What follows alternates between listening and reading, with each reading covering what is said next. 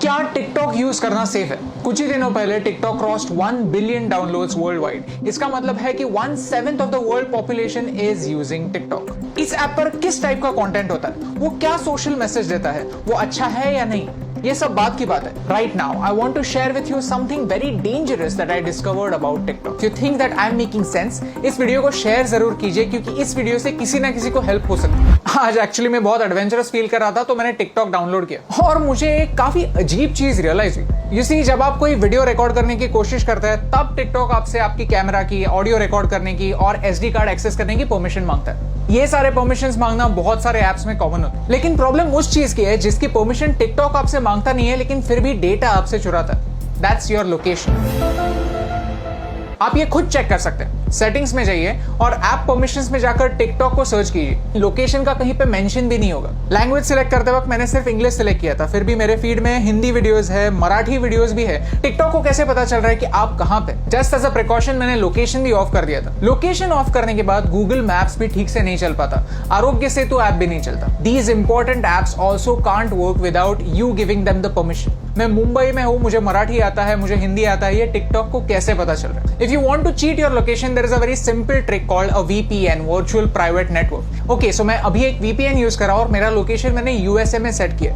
On YouTube all the ads that I am getting over here are from the US। So मैंने YouTube को trick कर दिया। As you can see मेरा Hotstar नहीं चल रहा है, और मजे की बात यह है कि अगर मैं टिकटॉक पे जाता हूं तो I can see all the same videos. So how is TikTok doing it? I found the answer. TikTok is using the data from your SIM card. जो सारा इंफॉर्मेशन जा रहा है वो मेरे सिम कार्ड से जा रहा है। क्या आपको समझ रहा है कि ये कितना डेंजरस है, कितना सिनिस्टर है? सीधे सिम कार्ड से आपकी रीजनल इंफॉर्मेशन लेना, डोंट यू थिंक एक वीडियो शेयरिंग ऐप के लिए ओवरकिल है, अननेसेसरी है?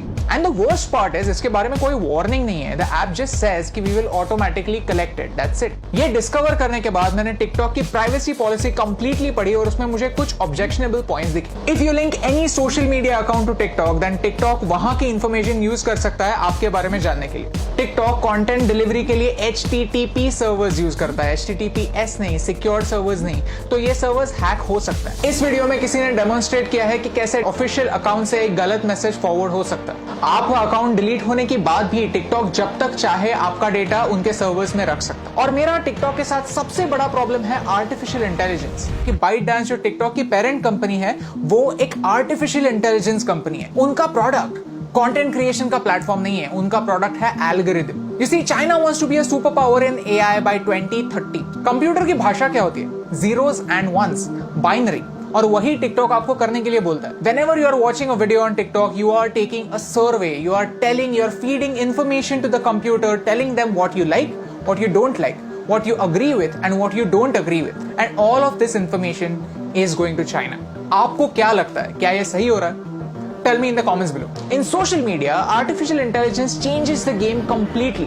कंप्यूटर डिसाइड करता है कि आपको क्या देखना चाहिए और क्या नहीं देखना चाहिए। सर्च का ऑप्शन ना होने की वजह से प्लेटफॉर्म कंट्रोल करता है कि आप क्या देखेंगे, और ये एक बड़ा प्रॉब्लम है। ओके, सो चाइना पर आता है। चाइना में ऐसा लॉ है कि if you are a Chinese company, then you have to share the data that you collect with the Chinese government. And because of this, Indian ministry of defence ने armed forces को 42 apps अपने phone से delete करने के लिए कहा। India does not have a proper data protection act. We ourselves need to be extra safe. China में freedom of press है ही नहीं। पूरी प्रेस गवर्नमेंट के कंट्रोल में। Syria, Saudi Arabia, Afghanistan, Somalia, ये कंट्रीज भी फ्रीडम ऑफ प्रेस की स्केल पर चाइना से ऊपर आती हैं। और यही सारे रेस्ट्रिक्शंस उन सारे लोगों पर भी अप्लाई हो जाते हैं जो चाइनीज एप्स यूज करते हैं। Start talking about Tibet, start talking about Hong Kong, start talking about Taiwan. अगर आपका वीडियो स्ट्रेट अवे बैन नहीं हुआ तो वो ज्यादा लोगों तक नहीं पहुंचेगा। यू सी, आज चाइना को तिब्बत से प्रॉब्लम है, कल अरुणाचल प्रदेश से भी हो सकती है, लद्दाख से भी हो सकती है। If you can't talk about this stuff, how will you know about it? How will you raise your voice? And by using these Chinese apps, we are supporting China's version of the internet. Privacy on the internet is a myth.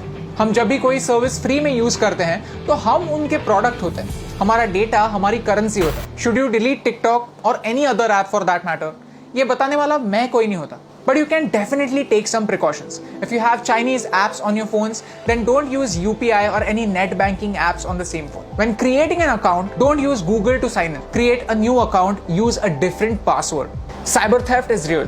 Keep changing your passwords and keep your emails safe. If you go to haveibeenpawned.com, you can find out whether your personal information has been breached. All I want to say is this is not TikTok versus YouTube. I am giving you TikTok's example because TikTok is popular and you can check it yourself. If you're a TikTok creator, then this concerns you more than me because आपका data ज्यादा share हो रहा है. It's important for you to know कि China के products को सस्ता मत समझिए, चाइना के एप्स को फ्री मत समझिए because everything comes at a cost. My question is, can you pay the price?